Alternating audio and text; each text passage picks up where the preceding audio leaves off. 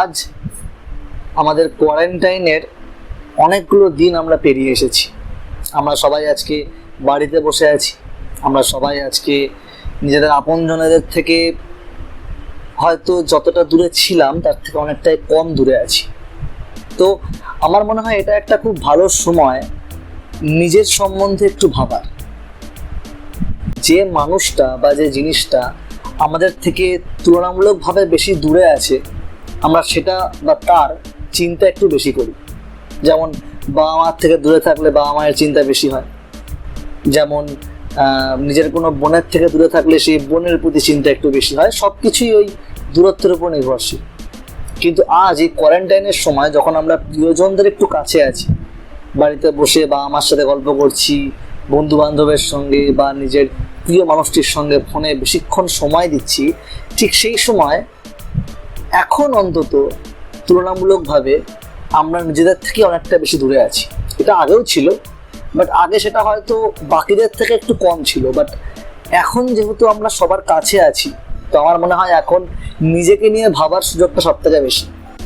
নিজেকে নিয়ে ভাবা মিনস নিজের মাইন্ড, নিজের সোল, নিজের ভেতরের সমস্ত জিনিসকে নিয়ে একটুখানি নাড়াচাড়া করে দেখা, একটু বইয়ের পিছনের পাতাগুলো উল্টে দেখার মতন জিনিসটা অনেক। যাই হোক, তো সেখানেই একটা পয়েন্ট আসে এই ইগো আর সেলফ রেসপেক্ট, এই দুটো জিনিসের মধ্যে যে ক্ল্যাশটা।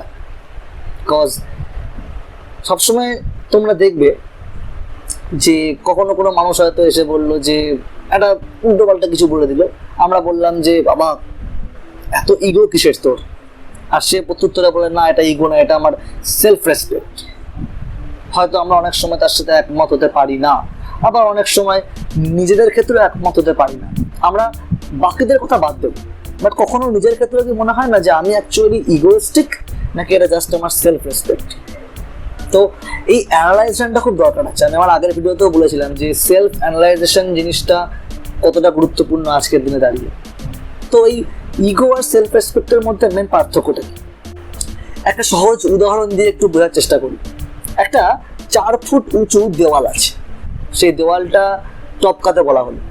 তো তুমি হয়তো বলবে খুব কনফিডেন্টলি যে না আমি টপকে দেবো, আমার সেই ফিটনেস আছে, 4 ফুটই তো উঁচু, এমন কি ব্যাপার, আমার থেকেও নিচু। এবার সেটা 6 ফুট, 8 ফুট, 12 ফুট। এবার একটা 30 ফুটের দেওয়াল, যেটা টেন্ডস টু ইম্পসিবল, লাফ দিয়ে ডিঙানো। ইউ নো যেটা পসিবল না, but in spite of that you are saying that I will do that. তুমি তাও বলছো যে না আমি পারবো, আমি করব। তো এটাকেই বলা হচ্ছে ইগো। ইগোর অ্যাকচুয়াল অর্থটাই হচ্ছে ওভার সেলফ এস্টিম বা অত্যধিক আত্মবিশ্বাস, যে নিজের সম্পর্কে যে ধারণাটা সেটাকে একটু বেশি উঁচু করে দেওয়া। সে বলেন একটা ডাউন টু আর্থ মানুষ, এই ডাউন টু আর্থ মানুষদেরকে লোকে খুব সম্মান করে। ডাউন টু আর্থ মানে সবসময় যার কাছেই যাচ্ছি পা ধরছি না। ডাউন টু আর্থ মানে হচ্ছে নিজেকে জাস্ট একটা মানুষ বলে মনে করা, যেটা স্যার আইজ্যাক নিউটন পর্যন্ত মনে করতেন। ওভার সেলফ এস্টিম হয়ে গেলেই সেটা ইগোতে পরিণত হয় বা সেটা ইগো বলে গণ্য হয়। আমায় কেউ গালাগালি দিক, এটা আমি কখনোই চাইবো না, কখনো কাউকে অ্যালাউও করবো না। এটাকে বলা হয় নিজের সেলফ রেসপেক্টটাকে বজায় রাখা। বা তার মানে এই নয় যে আমার খারাপগুলোকেও কেউ আঙুল দিয়ে দেখালে আমি সেটাকে অমান্য করবো, বিকজ আমি মনে করছি আই অ্যাম দ্য বেস্ট, আমি সব কিছু জানি, সর্বজান্তা। কোনো একটা কাজে একটু বেশি ভালো হয়ে গেলে ইগোটা চলে আসে। কেউ খুব ভালো আঁকে, কেউ খুব ভালো ডান্স করে, কেউ খুব ভালো, কিন্তু সবকিছুই না ওই খুব ভালো থেকে আটকে যায়। Little learning is a dangerous thing, স্বল্প বিদ্যা ভয়ঙ্করী। যখনই কেউ খুব ভালো জানে কিন্তু সেটা এক্সিলেন্টের পর্যায়ে পৌঁছয়নি, তখনই ইগোটা আসে। যখন সে সত্যি ওই এক্সিলেন্টের পর্যায়ে চলে যায় না, তখন সে আবার ফিল করতে পারে যে কতটা সাগরের মধ্যে আমরা ভেসে আছি, আমাদের এখনো কতটা জানা বাকি আছে। আমার স্যার একটা খুব ভালো উদাহরণ দিয়েছিলেন, আমার অঙ্কের স্যার, যে 0 আর 100 দুটোই খুব ডেঞ্জারাস নাম্বার। কেউ যদি 0 পায় সেটা বুঝতে পারে না যে তার আরো কতটা বেশি ঘাটতি ছিল, আর যে 100 পায় সেও বুঝতে পারে না যে তার কতটা জানা বাকি ছিল। দুজনেই সেম জায়গায় থাকে। তো সেই জন্য ওই সাকসেসের ওই এক্সেস লেভেল পর্যন্ত পৌঁছানোর আগে মানুষের মধ্যে এই ইগো জিনিসটা খুব চলে আসে।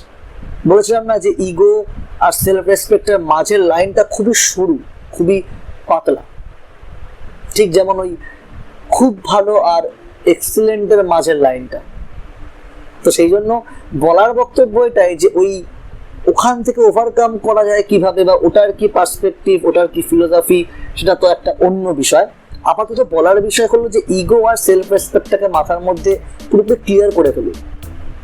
যদি আপনি সত্যি কারোর গালিগালাজ শুনতে চান না, কারোর থেকে বাজে কথা শুনতে চান না, দ্যাটস ভেরি গুড। এটাকে বলা হয় সেলফ রেসপেক্ট আপনার মধ্যে আছে। I really respect that. But সবসময় আপনাকে না মনে রাখতে হবে, কেউ যদি কোনো খারাপ কথা আপনাকে বলে, আপনি যদি সত্যিই ভালো হয়ে থাকেন, মেবি আপনার মধ্যে কিছু খারাপ আছে। কেউ কোনো কথা বললে যদি আপনি একবার হলেও অন্তত নিজের দিকে আঙুলটা দেন, তাহলেই বুঝবেন যে অ্যাটলিস্ট আপনার সেলফ রেসপেক্টটা ইগোতে পরিণত হয়নি। No one can be the best in any field. So that's why please এই ইগো আর সেলফ রেসপেক্টের মাঝের ফারাকটাকে বোঝার চেষ্টা করো এবং নিজের মধ্যে তাকে গ্রো করো যে আমি কোনোদিনই ইগোইস্টিক হব না, আমি শুধুমাত্র আমার সেলফ রেসপেক্টের উপরেই জোর দেব। তবেই কিন্তু আলটিমেটলি ডাউন টু আর্থ হতে বলবো না, বাট ওইটুকু অন্তত যদি নিজের মধ্যে ওই সেলফ অ্যানালাইজেশন পাওয়ারটুকু থেকে থাকে, তাহলে কিন্তু জীবনে অনেক কিছু করা যায়। সো লাস্ট একবার আমরা একটু ঝালিয়ে নিই কটা পয়েন্ট, যে আমরা সেলফ রেসপেক্টটাকে ইগোতে পরিণত হওয়া থেকে আটকাবো কিভাবে। ফার্স্ট অফ অল, কখনো কেউ কোনো কমেন্ট করলে বা কেউ কোনো বাজে কথা বললে, তুমি আগে প্রথম আঙুলটা নিজের দিকে তুলবে। দ্বিতীয়, একবারের জন্য হলেও সেলফ অ্যানালাইজেশনের দিকে নজর দেবে, নিজেকে একবার দেখবে যে সত্যিই কি আমি ভুল। আর 3 নম্বর, চোখের বদলে চোখ উফরে নিতে নিতে পৃথিবী একদিন অন্ধ হয়ে যাবে। তার মানে হলো, সে গালি দিয়েছে মানে তুমিও দেবে তা নয়, সেটা তোমারই ওই মান সম্মান বা স্ট্যাটাস বা স্ট্যান্ডার্ডটাকে লো করবে, আর কিছুই না। Just let it be. কেউ যদি যুক্তিতর্ক বুঝতে না চায়, তাহলে সে বুঝবে না। তুমি পৃথিবীর সবাইকে তোমার মতবাদ বা তোমার মনোভাব বোঝাতে পারবে না। বেস্ট থেকে বেস্ট আর্টিস্টিক কোনো একটা জিনিস যদি ইউটিউবে আজকে ছাড়া হয় বা ইনস্টাগ্রামে ছাড়া হয়, খুব সুন্দর, যত সুন্দরই হোক না কেন, তার মধ্যে ইনস্টাগ্রামে তো বুঝতে পারা যায় না, বাট অ্যাটলিস্ট ইউটিউবে তুমি বুঝতে পারবে 1টা থেকে 2টো ডিসলাইক থাকবেই।